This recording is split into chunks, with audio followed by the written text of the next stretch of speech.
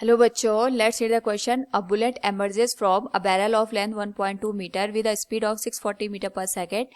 Assuming constant acceleration, the approximate time that it spent in the barrel after the gun is fired is. Here we have given four options. Now to answer this question, first we will discuss here the key concept, and here the key concept will be equation of motion.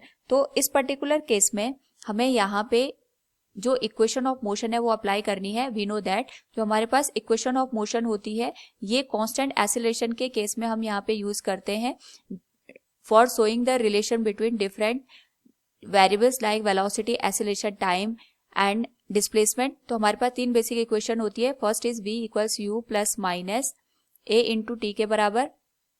दूसरी होती है हमारे पास s equals u t plus minus half a t square के बराबर. And third one is v square equals u square plus minus 2as के बराबर.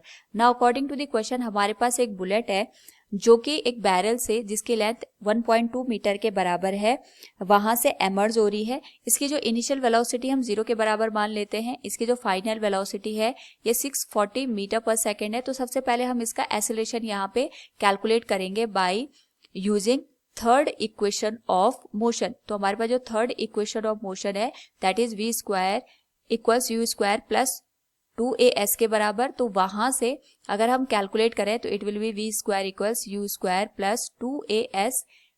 You की वैल्यू तो 0 हो जाएगी. v square will be given as 2 into a into s की value हमारे पास दे रखी है 1.2 मीटर के बराबर.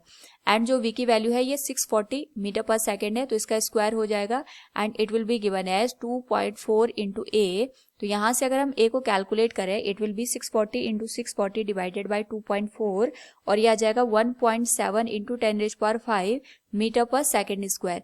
नाउ यहाँ पे क्योंकि हमें एक्सीलरेशन ऑब्टेन हो चुका है हमें ये बताना है कि इस बैरल के अंदर कितने टाइम तक हमारे पास बुलेट रही होगी. तो इसकी जो लेंथ है वो हमारे पास 1.2 मीटर दे रखी है. तो यहाँ पे हमें इनिशियल वेलोसिटी 0 के बराबर है. फाइनल वेलोसिटी हमारे पास 640 मीटर पर सेकेंड के बराबर दे रखी है. तो यहाँ पे हम अगर फर्स्ट इक्वेशन ऑफ मोशन का यूज करें which is given as v equals u plus at, तो उस पर्टिकुलर केस से हम यहाँ पे टाइम की वैल्यू कैलकुलेट कर सकते हैं. v की वैल्यू आ जाएगी 640, u तो 0 है. a की वैल्यू हम कैलकुलेट कर चुके हैं 1.7 इंटू 10⁵ इंटू टी के बराबर. तो जो t की वैल्यू आएगी that will be 640 divided by 1.7 into 10⁵ second के बराबर जो कि आ जाएगा हमारे पास 3.75 इंटू 10⁻³ सेकेंड जिसको अप्रोक्सीमेट हम यहाँ पे 4 मिली सेकेंड के बराबर लिख सकते हैं. So from the given question we can say here the approximate time that it spends in the barrel after the gun is fired is 4 millisecond. Option A is the right answer. Hope all you understood it. Thank you and best of luck.